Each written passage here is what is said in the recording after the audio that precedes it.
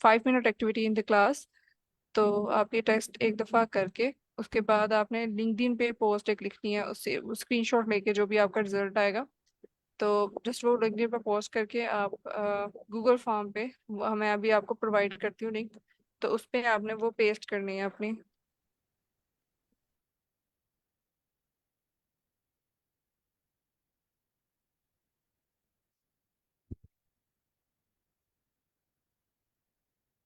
Okay, so monkey type का link मैंने share कर दिया। If someone don't know about it, तो प्लीज टेक सम टाइम।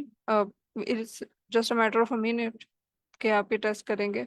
ठीक है, तो उससे it it will be just like के कम या ज्यादा भी नहीं देखना। It's just like a activity. ठीक है, और आपने इसके बारे में लिंक्डइन पे अपने पोस्ट करना है कि आपकी ये स्कोर आया।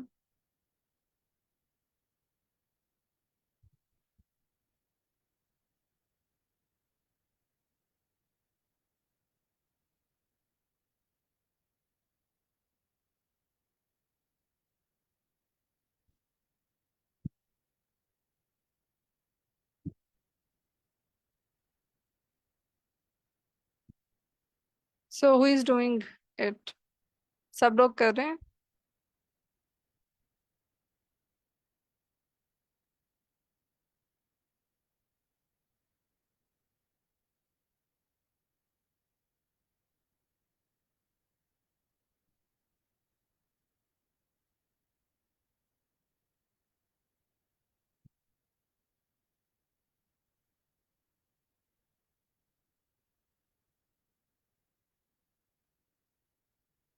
That's good.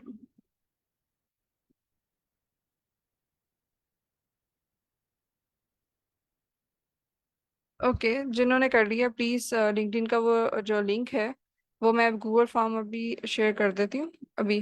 ठीक है, तो आपने लिंक्डइन का वो लिंक उस गूगल फॉर्म में ऐड करना है।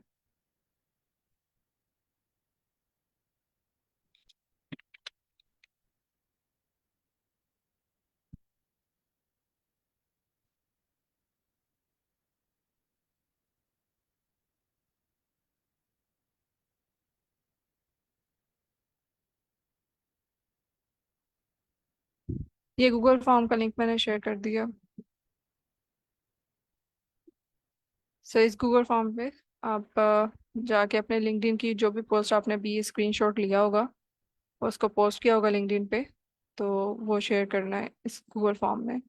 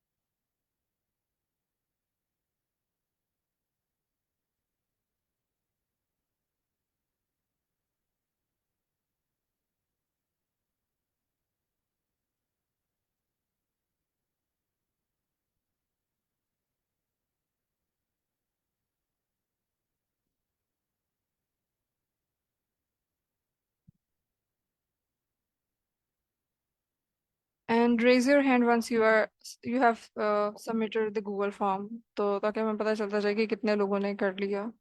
प्लीज रेज योर हैंड अगर आपने गूगल फॉर्म सबमिट कर दिया। मैम आप गूगल फॉर्म पे ना जो है वो इधर शेयर भी कर लेना, साथ साथ आइडिया होता रहे। Google form, okay so I just got this link, तो मुझे ये इसकी एनालिटिक्स शो नहीं होंगी।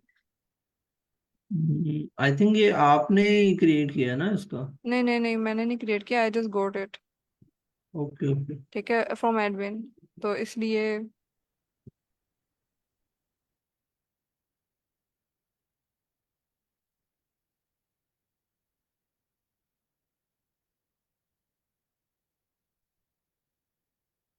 Okay so raise your hand ऐसा करें ना, अगर आपने कर चैट में दिया भी है। आप अपने ना चैट में शेयर करते जाएं स्क्रीन शॉट, जिसने भी किया है, तो हमें एटलीस्ट आइडिया होता रहे। चलें, लिंक्डइन पे तो आप पोस्ट कर ही रहे हैं। तो अभी दो स्टूडेंट ने किया है, एक बाबर है। तो बाबर अच्छी स्पीड है आपकी, 70 वर्ड पर मिनट। तो बाकी है, थोड़ी बहुत और प्रैक्टिस करें तो ये ऊपर चली जाएगी। अच्छा, हमजा की भी है 47, ठीक है। ऐसे ही ऊपर जाते हैं हम, जबरदस्त। इसके अलावा जो बाकी और स्टूडेंट हैं, किस किस ने कर लिए, हैंड रेज करे जरा। अच्छा, यहाँ पे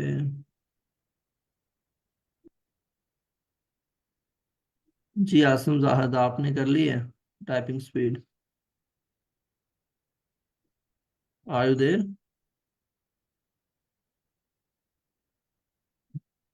आई फ्री? कांट। जी। I can't. मैं पार्टिसिपेट नहीं करूँ, मैं नहीं करूँगा। ओके, चलें, कोई बात नहीं। इस फरीद खान, आपने की है प्रैक्टिस अभी?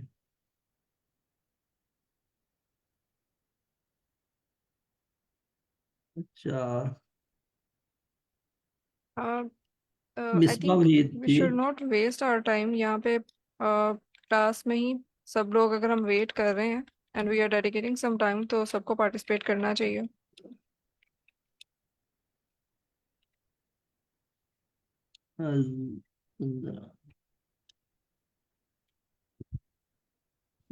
जी मोहम्मद अरहम, जबरदस्त, 87 वर्ड पर मिनट। That's great. जबरदस्त। और इसके अलावा Fahad Bashir, 60। Okay. Faez Khalid, 31, great. Asif Khan, 24, it's a start, 50 word पर मिनट। तो हम्म,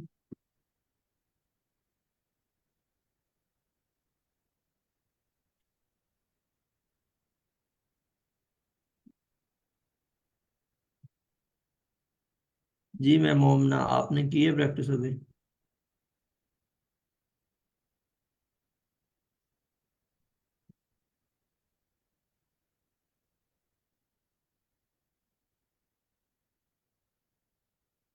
जी मैम खतीजा, आपने की है?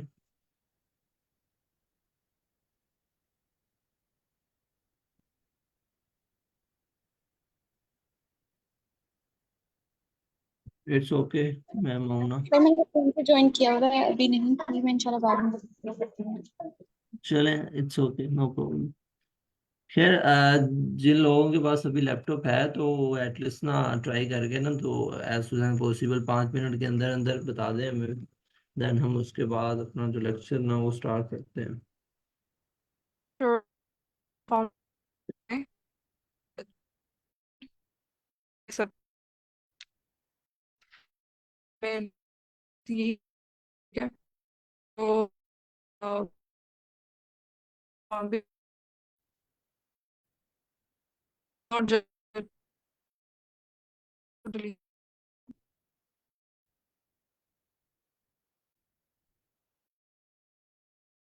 करना।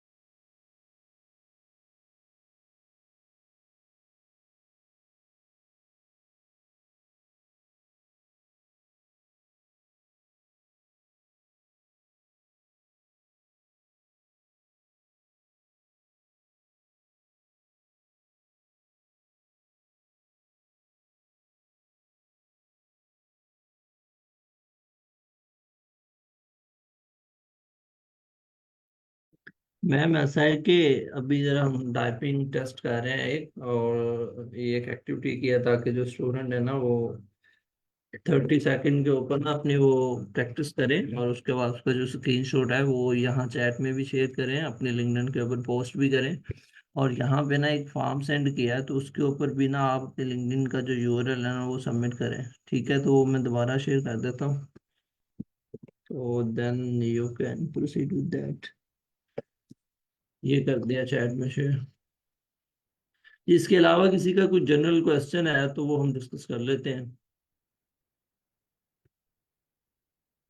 कोई भी क्वेश्चन हो, फील फ्री टू आस्क।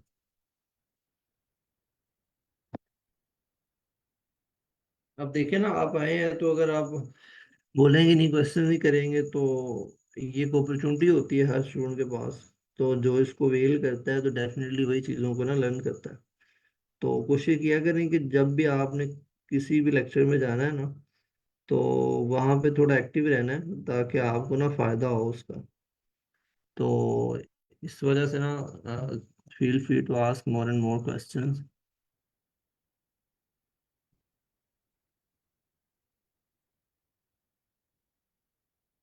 क्योंकि जब आप क्वेश्चंस करते हैं ना सेशन के अंदर, तो उसका फायदा ये होता है कि आप पूरा लेक्चर जो है ना अटेंटिव हो जाते हैं। जब आप क्वेश्चन करने का सोचते हैं ना, तो पहले तो आपने ये माइंड में रखना होता है कि यार मैं अब क्वेश्चन क्या पूछूं ना। तो फॉर एग्जांपल आपके माइंड में क्वेश्चन आता है, जब आप क्वेश्चन पूछते हैं ना, उससे क्या होता है कि आपके वो जो सिक्स सेंस होते हैं ना वो ऑन हो जाते हैं। मतलब फिर आप बड़े तवज्जो से लेक्चर सुनते हो। ठीक है। तो जब आपने क्वेश्चन किया तो डेफिनेटली आपने अपने माइंड को यूज किया, इसका मतलब आप एक्टिव हो, मतलब सुन रहे हो जो हम मतलब आपको बता रहे हैं, जो जो लेक्चर हम डिलीवर कर रहे हैं। तो जब एक दो क्वेश्चन पूछते हैं तो आप वो एक्टिव हो जाते हैं थ्रू आउट द लेक्चर, तो उससे फिर आपकी जो लर्निंग रेट है ना वो इंक्रीज हो जाता है as compared to other students. क्योंकि अगर हम अकेला लेक्चर ले रहे हैं तो बाज़ अवत क्या होता है कि हमारा माइंड से मतलब माइंड किसी और तरफ निकल जाता है, वो सोचने लग जाता है, तो वो जो लेक्चर फिर आगे गुजर जाता है। तो इसलिए वो जो स्टूडेंट जो ज़्यादा से ज़्यादा क्वेश्चन पूछते हैं उनका लर्निंग रेट बहुत ज़्यादा होता है। और मतलब अक्सर स्टूडेंट में ये एक होता है कि यार अगर मैं लेट्स सपोज क्वेश्चन पूछता हूँ तो मेरे साथ वाला क्या सोचेगा ना। फॉर एग्जाम्पल मैंने कोई गलत क्वेश्चन पूछ लिया, तो कोई क्वेश्चन गलत क्वेश्चन नहीं होता, पूछें और इससे आपकी लर्निंग होगी। ठीक है, सारे आप जैसे हैं यहाँ पे, कोई भी नहीं है कि कोई मतलब बहुत कोई रो किस्म का इंसान हो, है सारे ही ऐसे हैं। इसलिए ज़्यादा से ज़्यादा क्वेश्चन पूछे, यहाँ ऐसे आपने जो अपनी ना हेसिटेशन दूर करनी होती है। सर, मैंने एक चीज पूछी थी कि यहाँ पे आप जो पढ़ा रहे हैं, ये हमारे पास एक लिमिटेड टाइम होता है जिसमें हम कुछ चीजें कवर कर सकते हैं, सारी नहीं हो सकती। हम्म। तो हमें आप जो पढ़ा रहे हैं उसके साथ साथ हमें एडिशनल थोड़ा सा अपनी तरफ से करना चाहिए। तो वो कोई रिसोर्सेज आप सजेस्ट करेंगे कि हम किस तरह से साथ साथ खुद थोड़ा सा लेके चलें? मैम पता क्या सीन है, एक हमने ना हमारी आप गिटहब की रिपोजिटरी फॉलो करें। ठीक है, वहाँ पे हमने सिलेबस लिखा हुआ है। अब फॉर एग्जांपल जो हमने सिलेबस कवर किया है तो आप उसको मल्टीपल रिसोर्सेज से पढ़ सकती हैं। ठीक है, फर्स्टली आप चैट जीपीटी को यूज़ कर सकती हैं, उससे जो टॉपिक पढ़े हैं उससे वो चीज़ों को पढ़ें। ठीक है, लेकिन अगर आप चैट जीपीटी नहीं यूज़ करती तो उसके अलावा गूगल पे लिखें, आपको मल्टीपल आर्टिकल्स मिल जाएंगे। ठीक है, तो उससे आप पढ़ सकती हैं। फिर आप कुछ एक दो यूट्यूब की वीडियो देख सकती हैं। ठीक है, तो यहाँ आप पैरेलल कोई एक मशीन लर्निंग का कोर्स जो है किसी एक इंस्ट्रक्टर का मतलब आपको अच्छा लगता है तो वहाँ से आप सुने लेक्चर्स को ना, तो इससे क्या होता है कि लर्निंग रेट आपका ना थोड़ा इंक्रीज होता है।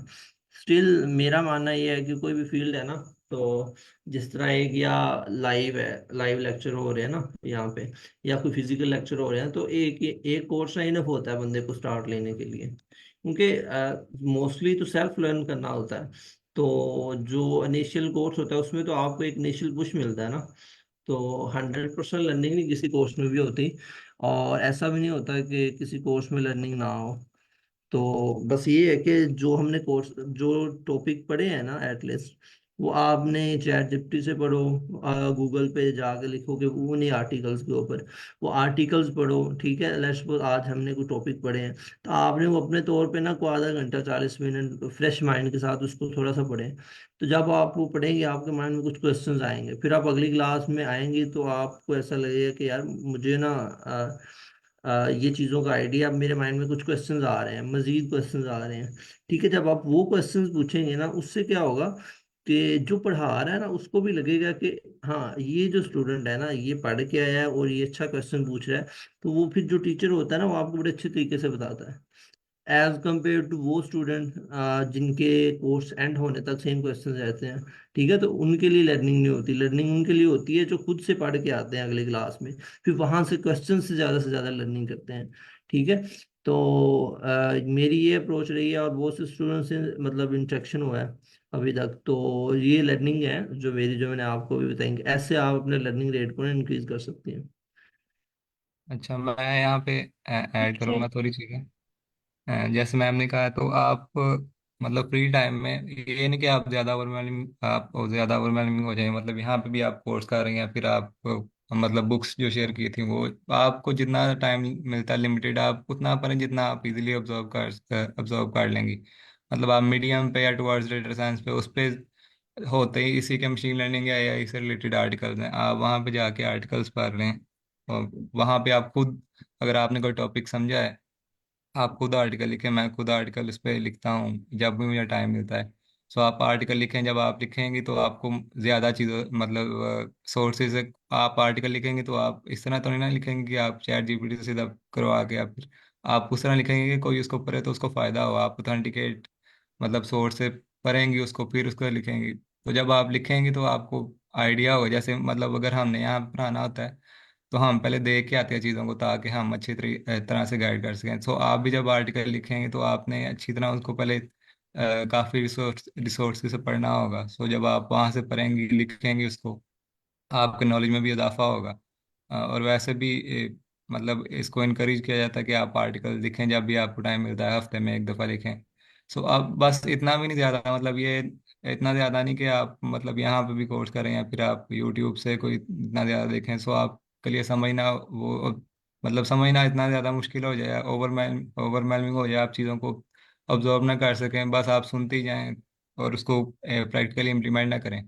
आपने यहाँ पे मतलब हमने जैसे लास्ट लेक्चर में पांडास और नमपाई किया था, आप उसके देखें फंक्शंस कौन से हैं। जो ऐसे फंक्शन देखें जो हर एक मतलब इम्पोर्टेंट होते हैं। जैसे आपने शेप वगैरह चेक करनी होती है, मिसिंग वैल्यूज या इस तरह के कुछ फंक्शन आप देखें, उस पर छोटा सा आर्टिकल लिखना ज़रूरी है कि आपने आर्टिकल को इतना लंबा लिखना है। आप देखें जैसे सर रिजवान भी चीज़ें ये मतलब उन्होंने भी ये पहले चीज़ें डिस्कस की हुई हैं कि आप कोई ऐसी चीज़ नहीं ला सकते कि जो आप कहते हैं कि मैं कोई ऐसी चीज़ें हैं जो पहले किसी ने पढ़ी ना हो तो फिर ही मैं मतलब होऊंगा कामयाब।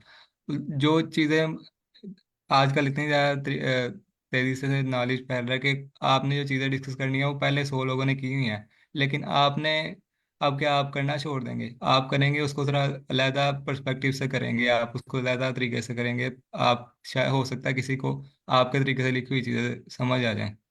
सो आप उसको लिखें, इससे भी आपकी नॉलेज में इजाफा होगा। अब बिल्कुल सही पॉइंट ऐड किया है असद ने, ऐसा ही है। तो बस यही है कि मतलब मैंने वही बोला ना आपसे, 30-40 मिनट अगर आपके पास दिन में टाइम निकलता है फ्रेश माइंड के साथ, ठीक है, फ्रेश माइंड जो होता है ना उसमें आप चीज़ों को अब्सॉर्ब करते हैं। तो इस वजह से ना ये बड़ा इंपॉर्टेंट है कि जब आप फ्री हैं, आपको लग रहा है कि हाँ अब मैं फ्रेश हूँ, तो आप इसको ना थोड़ा बहुत पढ़ लें। और दूसरी बात ये है कि प्रूफ रखें हर चीज़ का ना। तो अगर आपने कोई चीज़ पढ़ी है, कुछ लेक्चर्स पढ़े हैं, फॉर एग्जाम्पल लास्ट मॉड्यूल हमने पढ़ा है तो उसमें क्या क्या चीज़ें हैं और आपको क्या समझ आई है उसमें, तो उसके ऊपर एक लिंक्डइन पोस्ट लिखें, मशीन लर्निंग क्या होता है, अब इसकी क्या क्या एप्लीकेशंस हैं। ठीक है, और इसके अलावा और क्या क्या पॉइंट हमने डिस्कस किए हैं। तो आप वो वाली अपने तरीके से लिखना है, ऐसा नहीं करना कि चैट जीपीटी को बोलना है उससे लिख देना है और आपने पोस्ट कर देना है। तो वो इस तरह का जो लिखा होता है वो सामने नजर आ जाता है और कोई भी बंदा आपकी पोस्ट पढ़ता नहीं है, इसको इग्नोर करके आगे चला जाता है। ठीक है, तो अगर किसी ने लाइक कर भी दिया है तो इसका मतलब ये है कि उसने फिर भी नहीं आपकी पोस्ट करेगा। सही है, तो आपने अपने तरीके से लिखना है, आपका एक यूनिक स्टाइल होना चाहिए, लोगों को पता होना चाहिए कि ये आपने लिखा हुआ है। ठीक है, तो अक्सर स्टूडेंट को देखता हूँ वो बस चैट जीपीटी से उठाते हैं, पेस्ट करते हैं, तो वो चैट जीपीटी वाले इमोजीज डाले होते हैं, तो वहां से साफ नजर आ रहा होता है, मतलब ये है कि आपने टाइम नहीं इन्वेस्ट किया। ऐसे नहीं चीजें चलती। आपने प्रोफेशनल वे के अंदर अपने आप को बिल्ड करना है, अपनी प्रोफाइल को बिल्ड करना है, ताकि आपकी प्रोफाइल के ऊपर कोई बंदा आए ना उसको लगे कि यार मतलब ये जो बंदा है ना इसको बड़ा काम आता है, ठीक है, और ये अपनी फील्ड का ना माहिर इंसान है। तो ऐसे चीजें लेके चलनी है, अनप्रोफेशनल वे के अंदर कभी भी चीजें नहीं पोस्ट करनी। तो दीज आर थिंग्स अगर आप माइंड में रखेंगे तो फिर आप देखें आपकी प्रोफाइल कैसे ऊपर जाती है, और इसका फिर बाद में आपको बेनिफिट भी होगा। और ये वो बातें बता रहा हूँ जो एक्सपीरियंस से बता रहा हूँ, ठीक है। तो एक्सपीरियंस के बगैर कोई भी बात नहीं है जो मैं आपको, मेरा मतलब 3 to 4 years का जो प्रीवियस एक्सपीरियंस है उसकी बेस पे सारी चीजें बता रहा हूँ, ठीक है। तो इससे आपकी प्रोफाइल ऊपर जाएगी। अक्सर मतलब जॉब, बहुत से बंदे अच्छी अच्छी जॉब्स भी कर रहे होते हैं, लेकिन स्टिल उनकी प्रोफाइल नहीं अच्छी होती ना, तो फिर वो ग्लोबल अपॉर्चुनिटीज जो होती हैं वो फिर मिस कर जाते हैं। और अपने सर्कल में भी मैंने बहुत सारे देखे हैं, तो वो बड़े बड़े अच्छे हैं और टेक्निकल स्किल्स भी उनकी अच्छी हैं, लेकिन लिंक्डइन पे देखें तो वो कुछ नजर ही नहीं आते। तो वो फिर लोकली है ना, मतलब ऐसा ही है कि आप अपने कमरे में बैठ के मतलब बहुत कुछ पढ़ रहे हैं, किसी को क्या क्या पता क्या पढ़ रहे हैं, ठीक है, जब तक आप उसको मार्केट ही नहीं करेंगे, सही है। तो ये चीजें हैं, तो मार्केट करना बहुत जरूरी है और राइट वे के अंदर।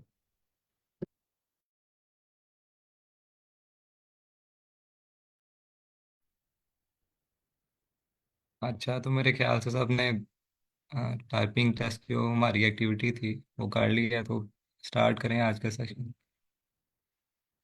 जी जी सर, हम ना स्टार्ट करते हैं, तो आप स्क्रीन शेयर करें तो आज प्रैक्टिकल चीजें देखते हैं जरा। ओके।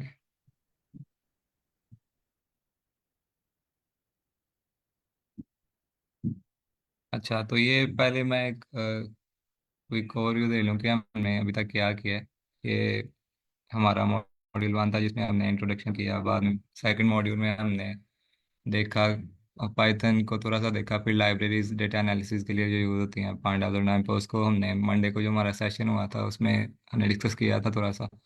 आज हम उसको देखेंगे कि इसके मेन फंक्शंस क्या हैं। मतलब वैसे मेरे ख्याल से ना, मतलब वैसे आप जितना भी चीज़ों को डिस्कस कर लें, अगर जब तक आप उसकी प्रैक्टिकल इम्प्लीमेंटेशन नहीं देखेंगे आपको समझ नहीं आएगी कि वो चीज़ें किस तरह इम्प्लीमेंट होती हैं। तो आज हम जो मेन फंक्शंस हैं ना पांडास के और साथ नमपाई के, उनको हम देखेंगे कि कौन से फंक्शन है जो डेटा एनालिसिस करते हुए हर जगह पे मतलब अप्लाई होते ही होते हैं। ये नहीं कि वो कहीं जाके कभी अप्लाई होते हैं कभी नहीं, ये वो वाले फंक्शन हम पढ़ेंगे जो हमेशा ही अप्लाई होते हैं।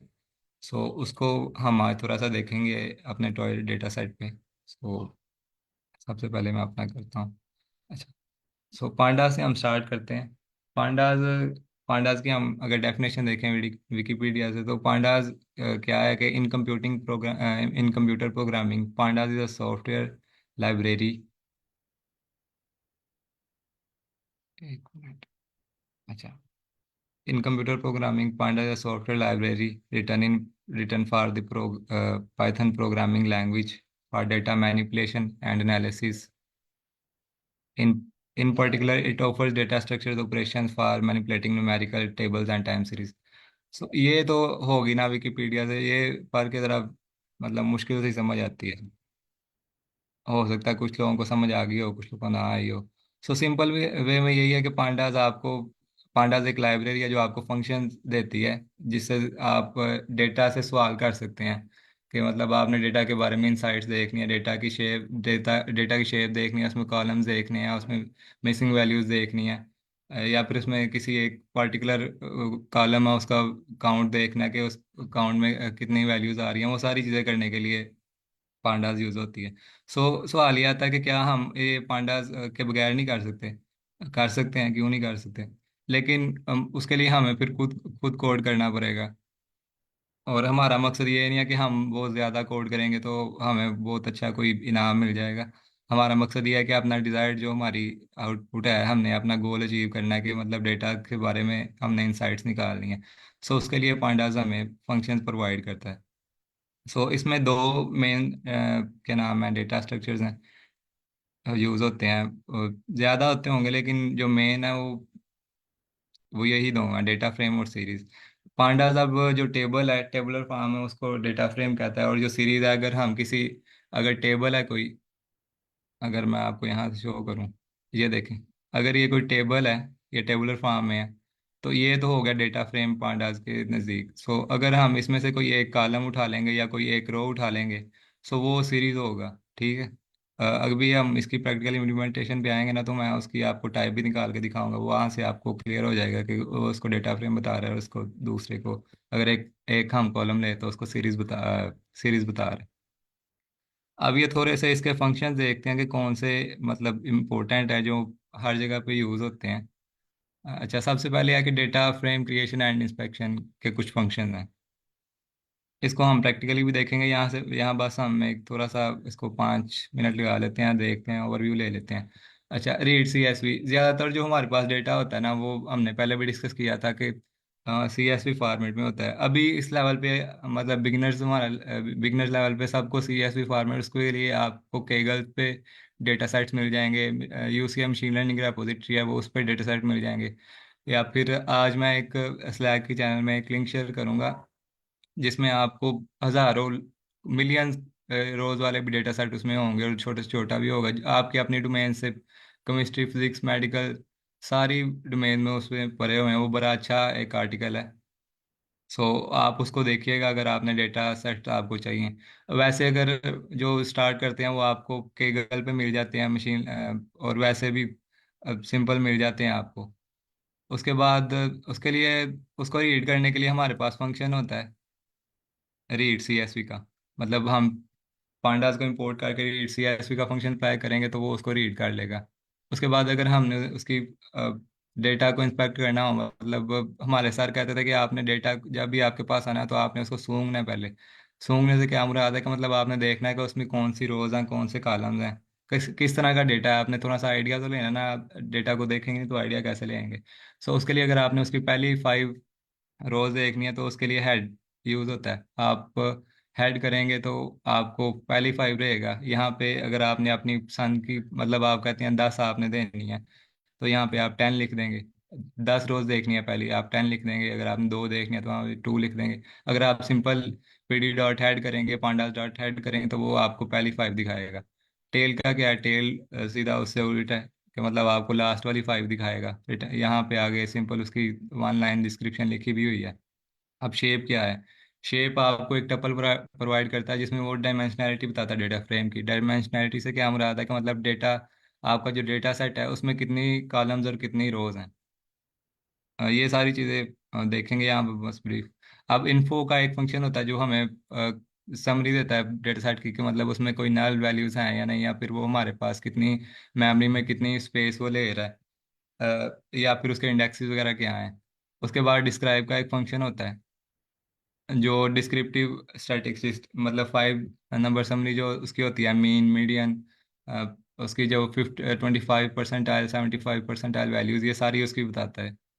ये अब वो वाले फंक्शन हैं सारे जो आपको, जब आपके पास डेटा आना है तो आपने ये सारी चीज़ें देखनी ही देखनी है। आप इनको देखे बगैर आगे नहीं, सीधा मतलब ये नहीं कर सकते कि आपके पास डेटा आया है और आपने उसको मशीन लर्निंग मॉडल पे लगा दिया। पहले आपने उस पर एनालिसिस करना होता है, और उसके लिए ये फंक्शन आपने अप्लाई करने ही करने हैं, चाहे जो मर्जी हो जाए। उसके बाद डेटा सिलेक्शन एंड फिल्टरिंग, मतलब आपने अगर कोई पर्टिकुलर कॉलम या रोज को देखना है, आपने उस पर कोई एनालिसिस अपना एक कॉलम पे करना है। मतलब मिसाल के तौर पे अगर टाइटैनिक का अच्छा डेटा सर, सेट है। 1 मिनट जरा इधर ऊपर कीजिएगा। जी जी सर। थोड़ा सा और। अच्छा ठीक है, यहाँ पे। अच्छा अभी थोड़ा सा समराइज कर लेते हैं यूक्लिड चीजों को। अच्छा, जो हमने एक तो पांडास की डेफिनेशन देखी है, ठीक है, तो वो सिंपली अगर हम बात करें वो डाटा मैनिपुलेशन और डाटा एनालिसिस के लिए यूज होती है, ठीक है। अच्छा, अब इसमें ना दो मेन चीजें हैं, ठीक है। अब एक है डाटा फ्रेम, दूसरी है सीरीज। अच्छा, अब यहाँ पे जो डाटा फ्रेम है ना, it's just like table, right. तो ये टेबल की तरह होता है कि टेबल की फॉर्म में जो डाटा है, ठीक है, यस। उसको हम कर सकते हैं। और जो सीरीज है हम उसको एक सिंगल कॉलम बोल सकते हैं, ऐसे ही है सर। या सर, एक सिंगल कॉलम या एक सिंगल रो आप लेंगे तो वो सीरीज उसको होगी। हाँ बिल्कुल। अच्छा, अब ना इसमें data frame creation and inspection, इसमें ना कुछ उसके मेथड आ जाते हैं। अब एक CSV फाइल होती है ना, जिस तरह एक एक्सेल की फाइल होती है उसी तरह ये वाली फाइल होती है। इसमें अब वो डाटा होता है रोज एंड कॉलम की फॉर्म में। जब उसको मतलब हम CSV फाइल से वो डाटा लेते हैं ना, जिस तरह वो एक्सेल की फाइल होती है, ठीक है, तो वो अब एक डाटा फ्रेम की फॉर्म में होता है, क्योंकि सीएसवी फाइल में रोज एंड कॉलम की फॉर्म में डाटा होता है। जब आप उसको डाटा फ्रेम के अंदर ले आते हो, ठीक है, तो वो एक वेरिएबल होता है जिसके अंदर वो डाटा फ्रेम आ जाता है, ठीक है, सारा डाटा। जब वो सारा डाटा उसके अंदर आ जाता है तो उसको हम फिर फर्दर प्रोसेसिंग के लिए यूज कर सकते हैं।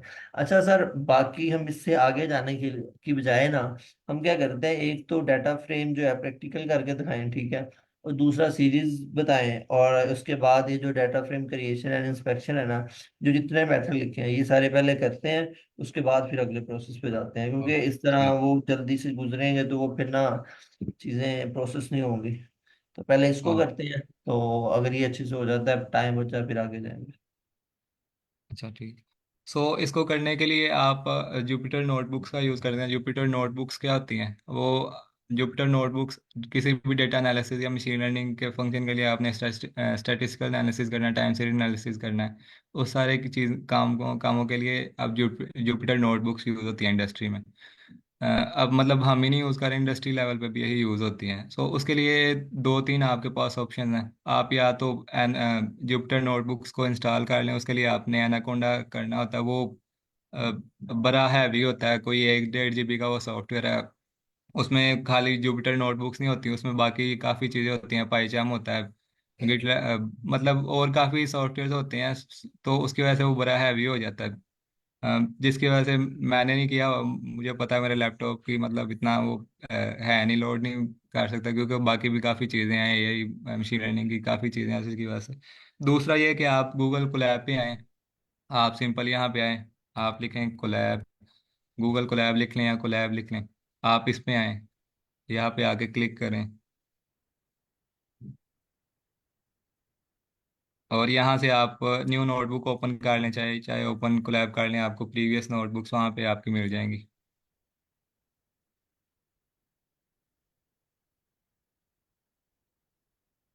अच्छा, ये पॉइंट सारे ना नोट करते हैं, ये आप सबका ना पहला टास्क होगा घर करने के लिए, कि आपने इस तरह कोलैब के ऊपर जाना है और पहली दफा एक प्रोजेक्ट जो है ना यहाँ पे क्रिएट करके और ये चीजें रन करके देखनी है। हम्म। और यहाँ पे आके आप अपना रिनेम कर सकते हैं, कोई भी। आप अगर पांडास की कर रहे हैं तो पांडास लिख लें। आगे वो बता रहा है कि IPYNB फाइल है, मतलब वो जुपिटर फॉर्मेट है इसका। अब यहाँ पे आके आपको दो चीज़ें मिलती हैं। आपको कोड का एक सेल मिल जाता है, साथ टेक्स्ट का। टेक्स्ट के अंदर आप मार्कडाउन लिख सकते हैं। मार्कडाउन अब क्या है, वो लैंग्वेज है, वो सिंपल। आप मतलब ये नहीं है कि आपको सीखने की ज़रूरत है, आपको साथ साथ आती रहेंगी। यहाँ पे आप जैसे हेडिंग होती है, तो सबसे पहले हेडिंग है पांडास। सो उसकी यहाँ पे पांडास लिखेंगे तो आपको मिल जाएगा। यहाँ पे मतलब आप टेक्स्ट भी ऐड कर सकते हैं साथ में, अगर आपने सेल ऐड करने हैं कोड करने के लिए, तो यहाँ पे आपको वो भी मिल सकते हैं। जैसे अगर आपने पांडा लाइब्रेरी को इंपोर्ट करना है, तो यहाँ पे वो आप उसको भी इंपोर्ट कर सकते हैं। ठीक है। तीसरा ऑप्शन आपके पास है कि आप VS कोड के अंदर भी कर सकते हैं। ज़रूरी नहीं है कि आपने यहाँ पे यहाँ पे आके करना है। आप वहाँ पे भी आपकी कुछ एक्सटेंशन होती हैं जुपिटर के नाम से, वो आप एक्सटेंशन वाले फोल्डर में लिखेंगे तो आपको खाली जुपिटर की लिखेंगे तो आपको बाकी सारी खुद ही रिकमेंडेशन दे देगा। अगर कोई वहाँ पे करना चाहता है तो मोस्ट वेलकम, वहाँ पे भी कर ले वो। अब यहाँ पे आके आपने अगर कोई डेटा वगैरह अपना इंपोर्ट करना है, तो आप यहाँ पे आएंगे, और ये जो है, ये लोड का मतलब अपलोड करने का ऑप्शन है। यहाँ पे आके आप क्लिक करेंगे। यहाँ पे आपकी जहाँ पे भी मतलब डायरेक्टरी होगी, वहाँ पे जाके आपने कोई भी डेटा करना है। जैसे मैं अगर डायबिटीज़ का करना चाहता हूँ, यहाँ पे आके आपने ओपन करना है, तो वो हो जाएगा। यहाँ पे वो लोड हो रहा है अभी। लोड हो गया, ठीक है। अच्छा, मीन्स के सर वो जो डाटा हमारे सिस्टम में पड़ा है वो यहाँ पे क्लाउड में पहले आएगा, राइट? जी जी। आपको हर दफ़ा आके यहाँ पे पहले, क्योंकि क्लाउड है वो, तो वो हर दफ़ा आपका डेटा मतलब लीड कर देता है। यहाँ पे आपको आप हर दफ़ा आके इंपोर्ट करना पड़ेगा पहले आपको अपना डेटा। अच्छा, एक मिनट जरा मुझे दीजिएगा। अच्छा, ऐसा है कि कुछ जो होते हैं ना, अगर तो आप करते हैं ना VS कोड, ठीक है, तो वो क्या कर सकते हैं, आप उसको ना लोकली चला सकते हैं, उसके लिए इंटरनेट की जरूरत नहीं है। अगर आप ये कोलैब चलाते हैं, इसके लिए आपके पास इंटरनेट होना ज़रूरी है। जी जी। ठीक है, तो इसके मज़े की बात यह है कि इसमें आपको कोई भी जो इसके पैकेजेस इंस्टॉल करने होते हैं ना, वो नहीं करने पड़ते। अच्छा, अगर हम इसको VS कोड में चलाते हैं ना, तो हमें ये पांडास को इंस्टॉल करना पड़ेगा पहले सिस्टम के अंदर। ठीक है, तो फिर ये हम चला सकते हैं। लेकिन गूगल कोलैब जब मज़े की बात यह है कि यहाँ पे ऐसी कोई काम नहीं करनी पड़ती। मतलब ये मतलब इसको ऑन दी फ्लो जो है ना, इसको चला देती है। अब इंपोर्ट पांडास PD हमने कर लिया है, तो हमें ये इंस्टॉल नहीं करना पड़ा यहाँ पे। ठीक है, तो अब आप क्या करें कि यहाँ पे अब इंपोर्ट पांडास PD। अच्छा, ये पहली लाइन है, हमने इसको इंपोर्ट कर लिया। ठीक है, अब उसके बाद यहाँ पे जो आपने डाटा सेट जो है CSV से रीड करवाना है। ठीक है, तो आप क्या करेंगे, इसको अपलोड करना पड़ेगा, क्योंकि ये इंटरनेट है। तो क्लाउड के ऊपर, पहले सिस्टम से क्लाउड के ऊपर उसको लेके आना पड़ेगा। तो जितना भी साइज है वो यहाँ पे आ गया, जिस तरह diabetes.csv वो वाला आ गया यहाँ पे। अब आपने क्या करना है, इसको रीड करवाना है। अच्छा सर, यहाँ पे ना इस लाइन के नीचे आप रीड करवाएं उस डाटा सेट को ना।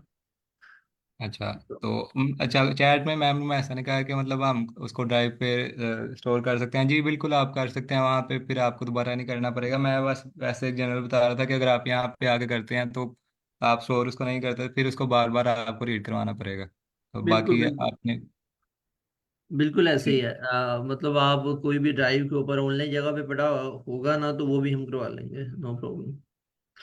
अच्छा, अच्छा, यहाँ पे तो आप उसका नेम लिखें। अगर हम इसको यहाँ पे सीधा करवाएंगे, pd.read.csv जो हमने पहले फंक्शन देखा, और यहाँ पे अपनी फाइल का नाम देंगे, तो ये हमें यहाँ पे दिखाएगा। एरर। वो कह रहा है, अच्छा वो आई थिंक सॉरी, इसको हमारा ना डेटा आपने लिख दें, वेरिएबल, डायबिटीज। देखें। डायबिटीज हाँ हमारे सॉरी, डेटा सेट का नाम है। ठीक है ठीक है। सीधा भी उसको कर लेंगे, बाद में हम वेरिएबल में कर सकते हैं। अच्छा, तो ये हमारे पास आ गया हमारा डेटा सेट। ठीक है, इसमें कॉलम्स है, प्रेगनेंसीज हैं, ग्लूकोज है, ब्लड प्रेशर है, स्किन थिकनेस है, ये सारे उसमें कॉलम्स आ जाते हैं। सो अच्छा अगर अब, अगर हम इतना, जी जी सर।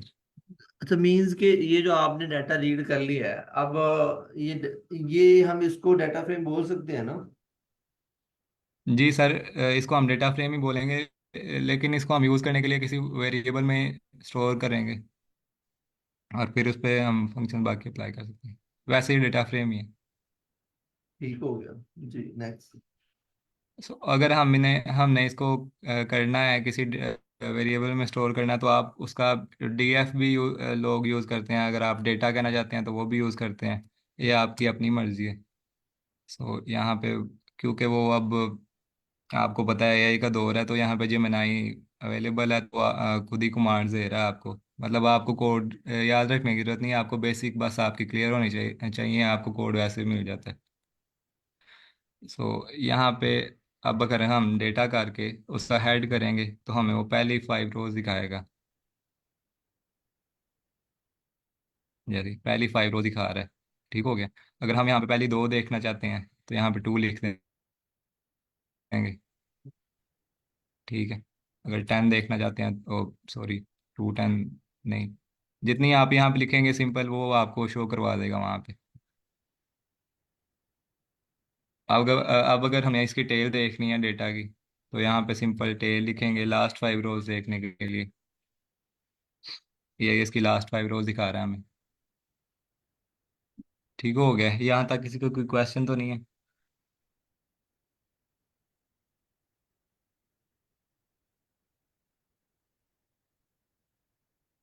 आई थिंक क्लियर है सबका। ये तो हो गया, हमने मतलब यहाँ पे अपना डेटा लोड करके उसको वहाँ पे मतलब डेटा फ्रेम में स्टोर कर लिया, और उसकी देख लिया कि हमने उसको डेटा को देखना कैसे है। अब इसके ये करने का फ़ायदा क्या है? मतलब आप ये ना भी करें तो फिर भी आपका काम, मतलब आप आगे ये नहीं होगा, कोई आपको पूछेगा कि तुमने जाके हेड देखा या नहीं, तुमने टेल देखी थी डेटा की या नहीं। यहाँ पे आप खुद देख रहे हैं, आप अपनी अंडरस्टैंडिंग के लिए देख रहे हैं कि आपने प्रेगनेंसीज है कॉलम, ये वाले कॉलम है आपके पास, आपके पास कितने न्यूमेरिकल कॉलम्स हैं, कितने कैटेगोरिकल कॉलम्स हैं। अब यहाँ पे तो कोई भी कैटेगोरिकल कॉलम नहीं है। वैसे बात कर रहा हूँ, आप यहाँ पे आके देखते हैं कि आपके पास कौन सी वैल्यूज़ किस तरह की आ रही हैं, अगर उसमें कोई मिसिंग वैल्यूज़ तो नहीं है। अ, और बाकी सारी चीज़ें आप यहाँ पे आके देखते हैं। अब नेक्स्ट फंक्शन हमने क्या देखा था, शेप का देखा था शायद। अब वो एट्रीब्यूट है, फंक्शन नहीं है। यहाँ पे अब के हम शेप अगर देखें तो ये बता रहा है कि हमारे पास जो हमारा डेटा है उसमें 678 रोज हैं। पहली जो आपको चीज़ है वो मतलब आपको ये टपल रिटर्न कर रहा है, उसका पहला इंडेक्स, पहली जो वैल्यू है वो आपको रोज बता रहा है कॉलम डेटा के अंदर, और दूसरा कॉलम बता रहा है। ठीक है।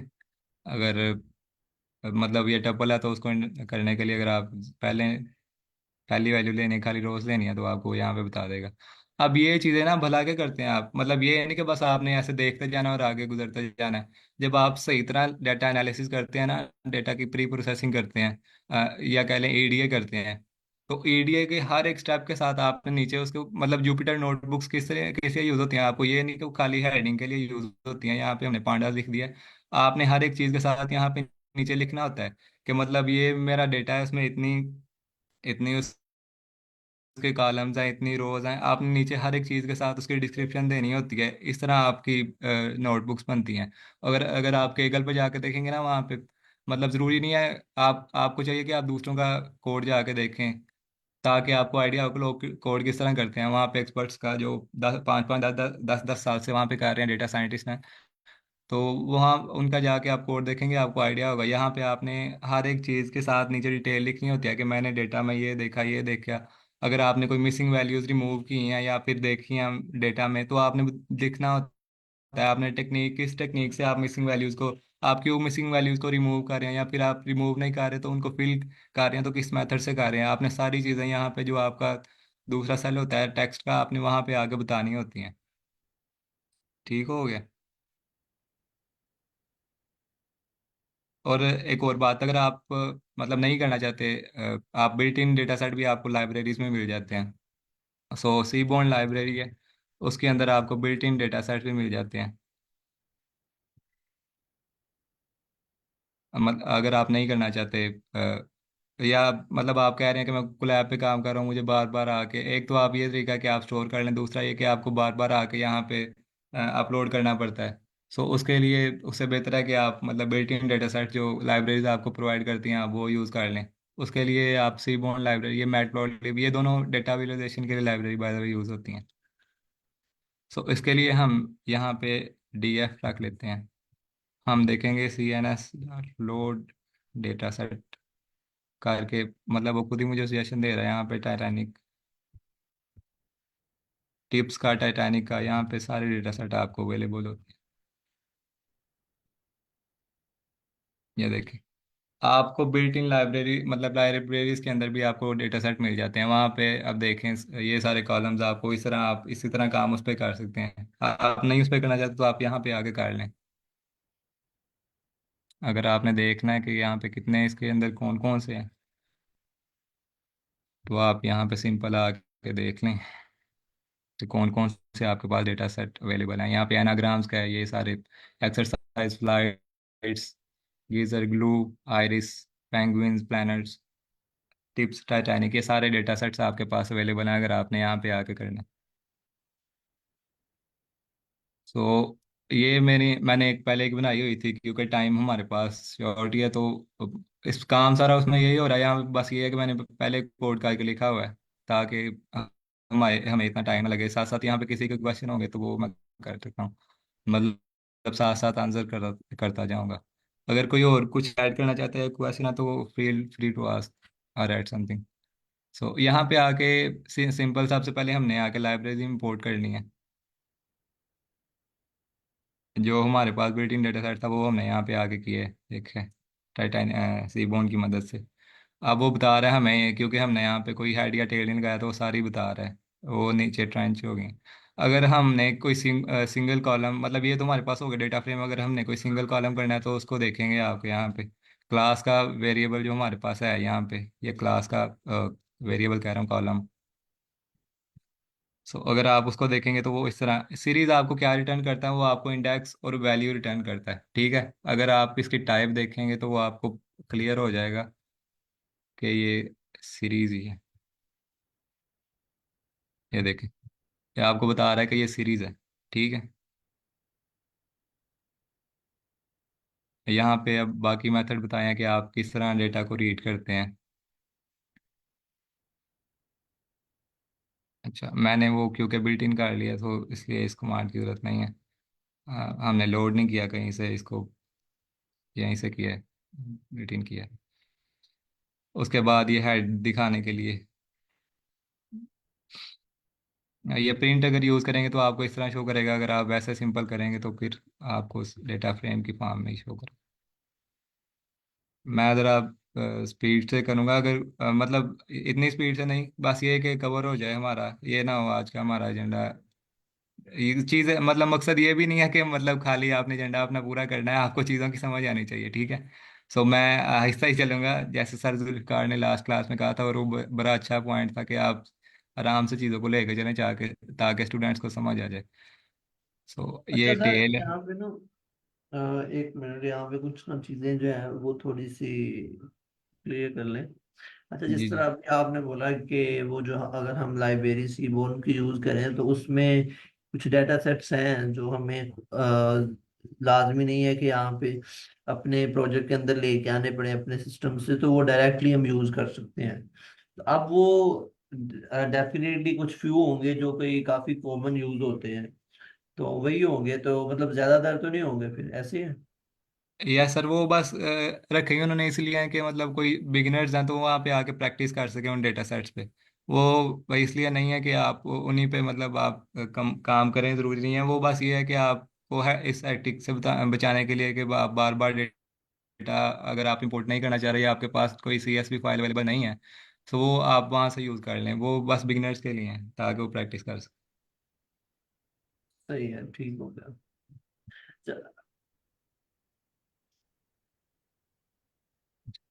उसके बाद ये फंक्शन आ जाता है इन्फो का।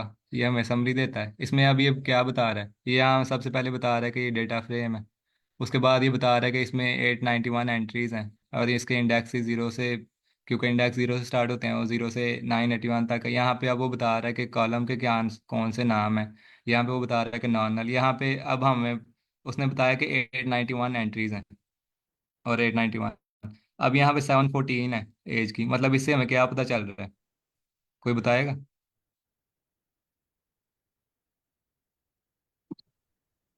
हमारे पास मिस वैल्यूज है। सॉरी, अब आपकी आवाज़ नहीं आई।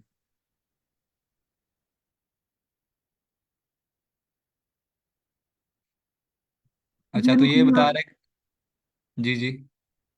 जिसकी वैल्यू नीचे यहाँ से ऊपर 891 है, मतलब 3 वैल्यू इसके अंदर है, इसके अंदर 714 वैल्यूज है, बाकी कॉलम जी मिसिंग है। जी जी। बाकी इसमें ये बता रहा है कि 891 अगर टोटल डाटा सेट की रोज हैं तो 714 है इसमें एज में। बाकी मतलब इसका मतलब है कि इसमें मिसिंग वैल्यूज हैं, बाकी जो बचती हैं वो मिसिंग है। और आगे वो बता रहा है कि डेटा टाइप क्या है इसकी, इंट है इसकी, मतलब इंटीजर है, फ्लोट है। अब वो जो है पांडास है ना, वो स्ट्रिंग को ऑब्जेक्ट ही बताता है। मतलब आप जहाँ भी ऑब्जेक्ट देखें ना, मतलब आपको पता लगना चाहिए कि ये स्ट्रिंग का कॉलम है, इसमें मतलब कोई कैटेगरिकल, मतलब यहाँ पे सेक्शन में वो बता रहा है कि मेल है या फीमेल है। तो आपको पांडास में ऑब्जेक्ट ही मिलेगा, स्ट्रिंग नहीं मिलेगा, ठीक है। हाँ, अब नीचे आके वो बता रहा है कि टोटल बता रहा है कि कितने डेटा टाइप्स कौन कौन सी हैं। मतलब दो हमारे पास बूलियन हैं, दो कैटेगरी हैं, दो फ्लोट हैं, 4 इंटीजर हैं, 5 ऑब्जेक्ट हैं। और नीचे वो बता रहा है मेमोरी यूसेज। ये बड़ा इंपॉर्टेंट है, लोग इस पे ध्यान नहीं देते लेकिन ये बहुत ज़्यादा इंपॉर्टेंट है। मतलब वो बता रहा है कि 80.7 समथिंग KB ले रहा है।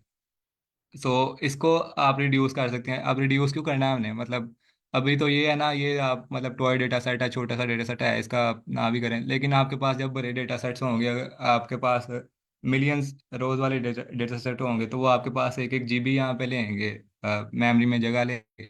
और मेरे जैसे बंदे का सिस्टम तो वैसे ही इतना मतलब अफोर्ड नहीं कर सकता। जब आप इतना देना पड़ेगा उसको, भी करना पड़ेगा। सो उसके लिए क्या है कि आप यहाँ पे आके, अगर कोई मतलब यहाँ पे फ्लोट है तो वो आपको पता है कि वो ज़्यादा लेती है स्पेस, सो आप उसको इसकी टाइप कास्टिंग करके उसको, मतलब अगर वो इंटीजर में फिट आ जाता है, सो आप उसको इसमें कन्वर्ट कर दें ताकि उसकी थोड़ी सी सही, लेकिन उसकी क्या नाम है, मेमोरी ज़रूर कम होगी। क्योंकि अगर आपको बड़े डेटा सेट, मैंने काम किया हुआ, मुझे पता है। मैं तो जब मैंने मतलब काम किया था जब गूगल और एप्पल के ऐप स्टोर के डेटा सेट पे, तो वो तो एक पॉइंट पे आके मेरा लैपटॉप वहाँ पे हैंग हो जाता था और खुद ही बंद हो जाता था, तो मुझे तब बड़ा मसला हुआ था। सो यहाँ पे आप ये इस चीज़ों को इस चीज़ का ख्याल रखिएगा। अच्छा, अगर आगे आप देखेंगे ये डिस्क्राइब का फंक्शन है। सो क्या आपको 5 नंबर समरी देता है। ये आपको बस जो आपके न्यूमेरिकल कॉलम्स है वहाँ पे देगा। मतलब आपका सरवाइव्ड है तो उसके काउंट काउंट मतलब टोटल उसमें कितनी वैल्यूज हैं वो बताएगा। उसका मीन क्या आ रहा है सरवाइव का, उसकी स्टैंडर्ड डेविएशन आ रही है, उसकी मिनिमम वैल्यू क्या है, उसकी मैक्सिमम वैल्यू क्या है, उसकी 25% से नीचे कितनी वैल्यूज हैं, 50% से नीचे कितनी वैल्यूज हैं, 75% से कितनी वैल्यूज हैं। सो ये एज, ये सिप ये सिप्स पाउज, ये सारी चीज़ें आपको बता रहा है। और ये आपको स्टैटिस्टिकल एनालिसिस के लिए बहुत ज़्यादा इंपॉर्टेंट होता है, आपको ये इससे आपको एक आइडिया मिल जाता है। उसके बाद आ जाता है कि आपको डेटा सिलेक्शन, मतलब आपने अगर कोई स्पेसिफिक आपने रोज या कॉलम्स आपने वहाँ से उठाने हैं, सो उसके लिए एक आईलॉग का फंक्शन यूज़ होता है।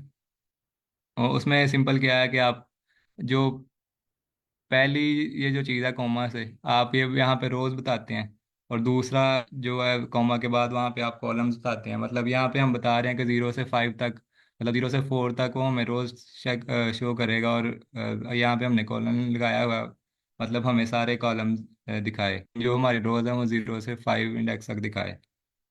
कॉलम्स में हमें बताया हुआ है कि ए और सेक्स का कॉलम बताए। सो इसको पहले रोज को देखते हैं। अच्छा, फिर प्रिंट यूज हुआ है इसका।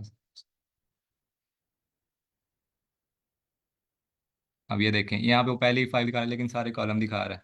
अब अगर आप कॉलम्स पे करेंगे सो आपको एज और सेक्स का कॉलम बस दिखाएगा, यहाँ पे वो भी देख लेते हैं।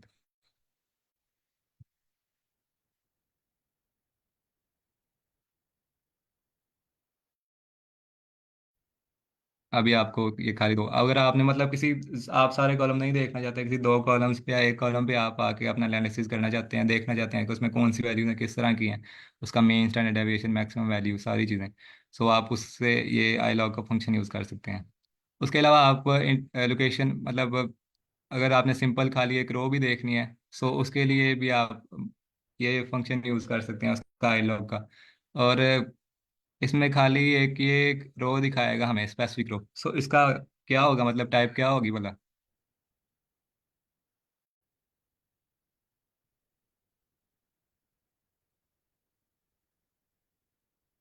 अगर हम खाली एक रो देख रहे हैं अपने डेटा में से तो उसकी टाइप क्या होगी। सीरीज। हाँ जी बिल्कुल। क्योंकि हमने पहले भी डिस्कस किया है, तो कॉलम या एक रो देखें तो वो सीरीज ही होगा। अगर हमें अब कोई स्पेसिफिक किसी स्पेसिफिक कॉलम में कोई स्पेसिफिक रो देखनी है तो उसके लिए अभी हम माइलॉग का फंक्शन यूज़ कर सकते हैं। टाइम हमारे पास तकरीबन ख़त्म होने वाला है, बाकी इसको हम कल भी कर लेंगे। बाकी आगे कुछ फंक्शन देते हैं। आपने मतलब कोई अपनी अपनी वैल्यूज़ को फ़िल्टर करना है किसी बेस पे, मतलब एज को हमने देखना है कि जो हमारे पास वैल्यूज़ हैं उसमें एज के कॉलम में जो हमारे पास वैल्यूज़ हैं जितनी भी। हाँ गया एज का कोई।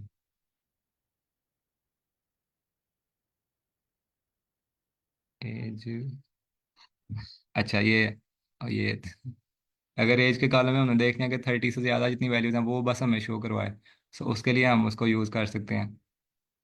उसके बाद अगर किसी क्लास का वैल्यू काउंट्स देखना है कि मतलब उसमें कितनी है वैल्यू काउंट्स, तो वो आप यहाँ पे देख सकते हैं आके। मतलब अगर कोई क्लास है हमारे पास, कॉलम क्लास कॉलम है, उसने थर्ड फर्स्ट मतलब 3 क्लासेस हैं, तो वो बताएगा कि एक क्लास की कितनी वैल्यूज़ हैं। थर्ड वाले की 491 है, जिस फर्स्ट वाले की 216 है, सेकंड वाले की 186 84 है। अब आप खाली सी बोन, वैसे तो आप सी बोन और मैटप्लॉटलिब से डेटा विजुअलाइजेशन करते हैं, लेकिन आप इससे भी कुछ प्लॉट्स कर सकते हैं, आप उनकी प्लॉटिंग कर सकते हैं पांडास के जरिए भी। अगर हम एज के कॉलम पे हिस्टोग्राम देखें सो यहाँ से हमें पता चल रहा है कि जो हमारे पास डेटा है उसमें ज़्यादातर लोगों की वैल्यूज़ 20 और 20 से 40 के दरमियान फॉल करती हैं। जो 80 वाले 70 से 80 के दरमियान लोग हैं वो बहुत ज़्यादा कम है। ये आगे हम जाके चीज़ें थोड़ी डिटेल से देखेंगे। टाइम आज का ख़त्म ही है।